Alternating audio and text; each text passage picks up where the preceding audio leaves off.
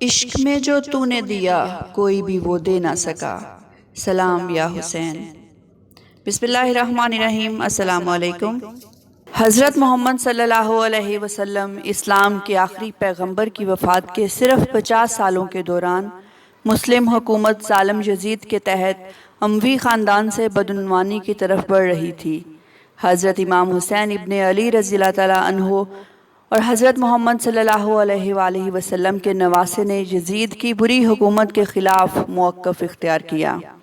حضرت امام حسین رضی اللہ تعالیٰ عنہ کو معاشرے میں پیار اور عزت دی گئی۔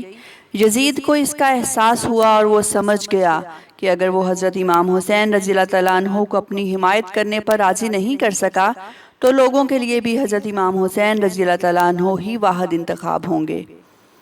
ظالم کی حمایت کرنا اور عیش و آرام سے بڑی آرام دہ زندگی گزارنا یا انکار کرنا اور اس فیصلے کی وجہ سے مارے جانا۔ امام حسین رضی اللہ تعالیٰ عنہ کو کیا کرنا چاہیے تھا؟ آپ یا میں ہوتے تو کیا کرتے؟ امام حسین رضی اللہ تعالیٰ عنہ کے نزدیک ظلم کے حامی کے طور پر زندگی گزارنا ناممکن تھا، لہٰذا ان کے لیے یہ انتخاب انتہائی آسان تھا۔ حضرت امام حسین رضی اللہ تعالیٰ عنہ نے انکار کر دیا۔ انہوں نے کہا کہ میں صرف اچھی اقدار کو پھیلانا اور برائی کو روکنا چاہتا ہوں۔ حضرت امام حسین رضی اللہ تعالیٰ عنہ کو تشدد کے خطرے کے تحت ہجرت کرنے پر مجبور کیا گیا۔ یزید کی حمایت سے انکار کرنے کے بعد حضرت امام حسین رضی اللہ تعالیٰ عنہ جانتے تھے کہ ان کی جان کو خطرہ ہے۔ یزید نے کسی کو بھی اپنی مخالفت کی اجازت نہیں دی اور اس سے اختلاف کرنے والوں کو قتل کرنے کی پالیسی اختیار کی۔ اس سے محتاط ہو کر حضرت امام حسین رضی اللہ تعالیٰ عنہ نے اپنا آبائی شہر مدینہ چھوڑنے اور اپنے خاندان کو مکہ لے جانے کا فیصلہ کیا۔ مکہ اور خانہ کعبہ اسلام کا دارالحکومت تھا۔ حضرت امام حسین رضی اللہ تعالیٰ عنہ نے امید ظاہر کی کہ یزید مقدس شہر کا احترام کرے گا اور حضرت امام حسین رضی اللہ تعالیٰ عنہ اور ان کے خاندان کو نقصان نہیں پہنچائے گا، تاہم یزید نے ایسا نہیں کیا۔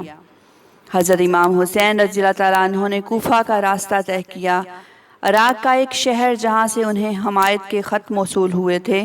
یزید نے اس کی پیش گوئی کی اور حضرت امام حسین رضی اللہ تعالیٰ عنہ کو کوفہ پہنچنے سے روکنے کے لیے ایک بہت بڑا لشکر بھیجا اور انہیں کربلا کے صحرائی قصبے پر خیمے لگانے پر مجبور کر دیا۔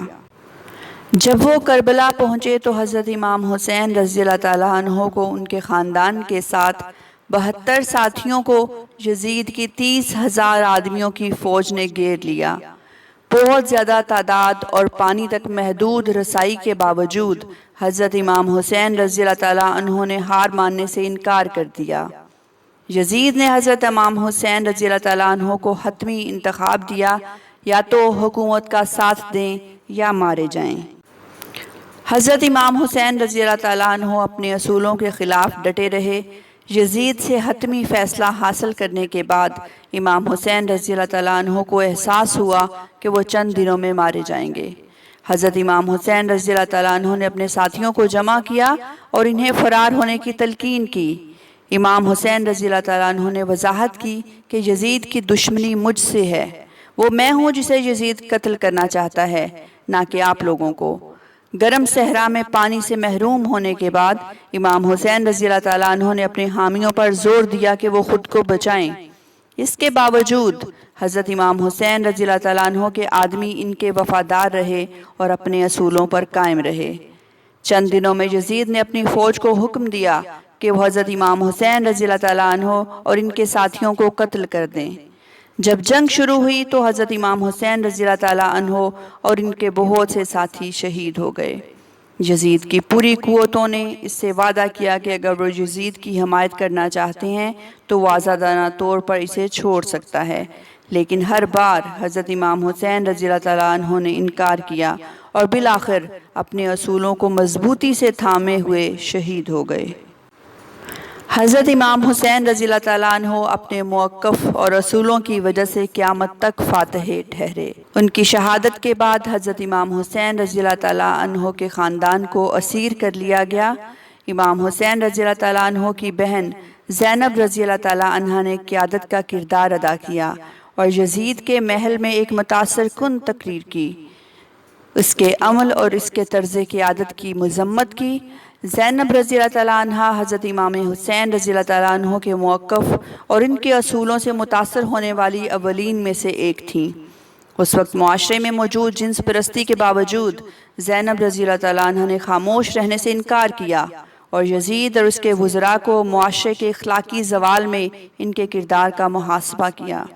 حضرت امام حسین رضی اللہ تعالیٰ عنہ کی مثال یہ ہے کہ ایک ایسا انسان جو 30,000 فوج کے خلاف تنہا کھڑا ہو سکتا ہے اور اپنی زندگی دے کر اپنے بعد کے لوگوں کو اموی خاندان کو کوسنے کا حوصلہ دیتا ہے۔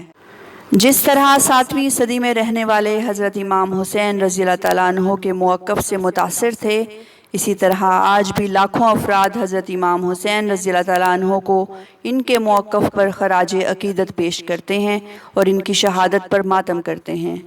دنیا بھر سے لوگ کربلا میں حضرت امام حسین رضی اللہ تعالیٰ عنہ کے مزار پر حاضری دیتے ہیں اور اظہار عقیدت اور افسوس کرتے ہیں۔ کو کچھ خاص فیصلوں کے بارے میں بتاتے چلیں جو 10 محرم الحرام یا عاشورہ کے دن ہوئے۔ حضرت آدم علیہ السلام کی توبہ 10 محرم کو قبول ہوئی۔ حضرت نوح علیہ السلام کی کشتی 10 محرم کو پہاڑ پہ جا لگی۔ سب سے بڑا واقعہ حضرت موسیٰ علیہ السلام نے 10 محرم کو سمندر پار کیا اور فرعون اسی سمندر میں ڈوب گیا۔ حضرت یونس علیہ السلام مچھلی کے پیٹ سے 10 محرم کو آزاد ہوئے۔ قوم یمود کو 10 محرم کو برباد کیا گیا۔ حضرت ابراہیم علیہ السلام کو بھی 10 محرم الحرام کو آتش نمرود سے نجات ملی۔ حضرت عیسیٰ علیہ السلام کو 10 محرم کے دن زندہ آسمان پر اٹھایا گیا۔ زمانہ جاہلیت میں خانہ کعبہ پہ غلاف 10 محرم کو چڑھایا گیا۔ امام حسین رضی اللہ تعالیٰ عنہ کی شہادت 10 محرم کو ہوئی۔ 10 محرم کو ہی حضرت عیسیٰ علیہ السلام دنیا میں واپس تشریف فرما ہوں گے۔ 10 محرم الحرام کو ہی قیامت برپا ہوگی۔ ویسے تو ہم سب پر 10 دن کے روزے رکھنا واجب ہیں، لیکن 10 محرم کا روزہ پوری زندگی کی عبادت سے افضل سمجھا جاتا ہے۔ اللہ تعالی ہم سب کو عمل کی توفیق عطا فرمائے، آمین۔ یہاں آپ